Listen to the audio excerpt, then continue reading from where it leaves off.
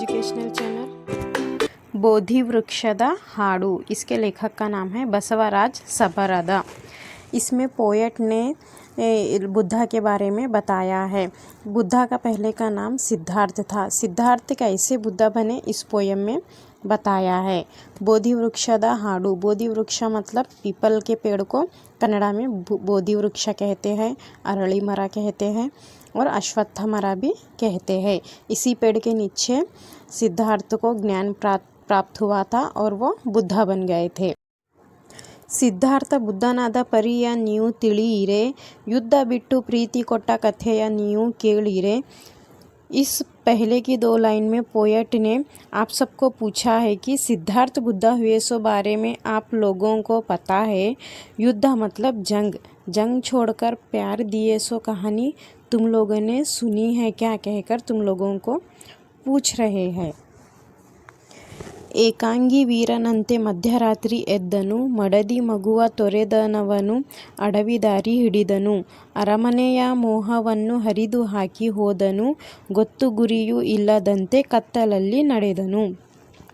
सिद्धार्थ आधी रात को अकेले ही एक वीर के जैसे उठकर अपनी बीवी बच्चे को छोड़ के जंगल का रास्ता पकड़ते हैं। महल में रहने का सुख और ऐशो आराम की ज़िंदगी सब कुछ छोड़कर अंधेरे में ही बाहर निकलते हैं।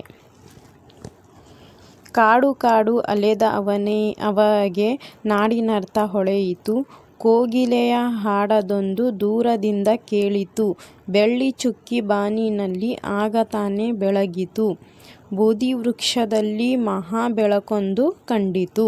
इस सेकेंड पैराग्राफ में पोएट बता रहे हैं कि वो सिद्धार्थ जंगल फिरने के बाद सिद्धार्थ को दुनिया की सोच, दुनिया की प्रॉब्लम्स, ट्रबल्स, सब कुछ दुनिया का मतलब सिद्धार्थ को समझ में आता है।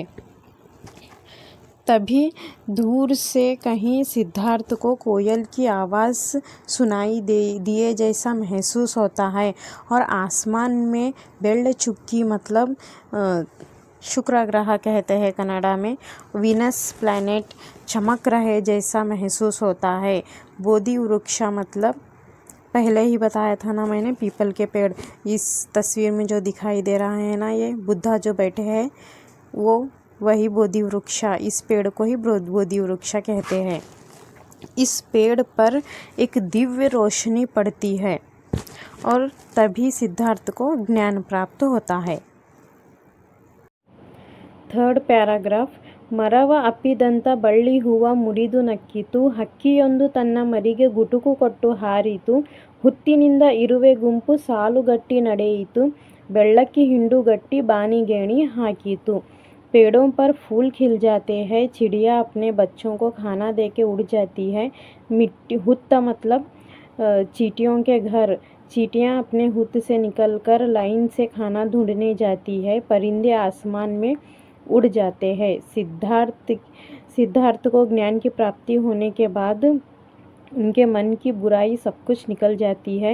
सिद्धार्थ को अपने आसपास प्रकृति में सब कुछ अच्छा और खुशहाल दिखाई देने लगता है।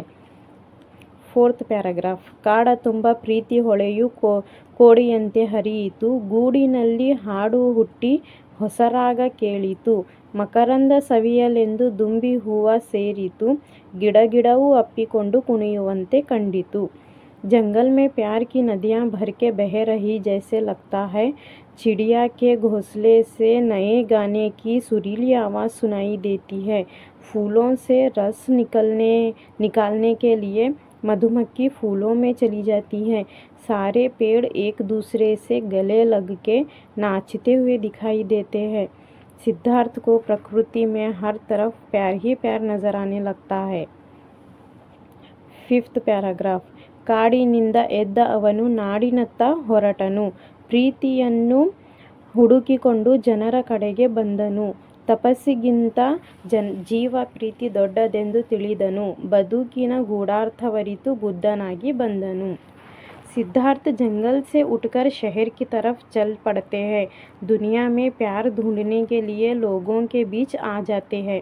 तपस्या करने तपस्या करने से ज़्यादा लोगों में प्यार होना बहुत ज़रूरी है, ये सिद्धार्थ समझ चुके थे। बदुकिना गूढ़ार्थ मतलब ज़िंदगी का रहस्य। ज़िंदगी का रहस्य क्या है ये सिद्धार्थ को समझ आ गया था। अब वो सिद्धार्थ नहीं बुद्धा बनकर लोगों के बीच आ गए थे।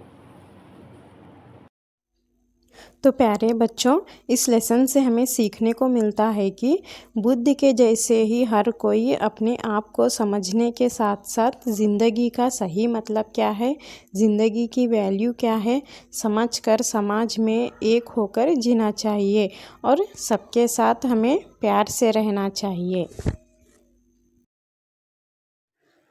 अगर आपको ये वीडियो अच्छा लगे तो लाइक, शेयर एंड सब्सक्राइब ज़रूर करना।